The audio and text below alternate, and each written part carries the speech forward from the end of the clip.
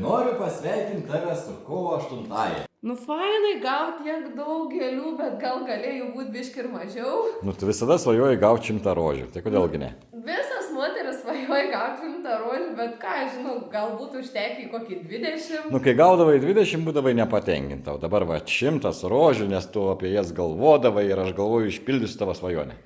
Nu taip, visas moteris visą gyvenimą svajoja gauti 100 rožių, nors mes niekad nesitikim, kad jų tiek gausim.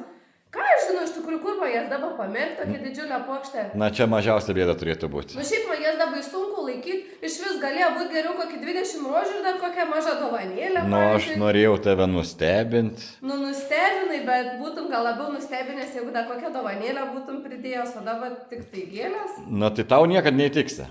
Ką aš žinau, man jas dabar net sunku laikyti, nežinau, jos man net nebėra jau tokios gražios, kažkaip. Padovanoji rožės negerai, padovanoji dovaną vėl negerai. Tai kas tau yra gerai? Nu, geriau tada 100 rožių ir dar mažą dovanėlę.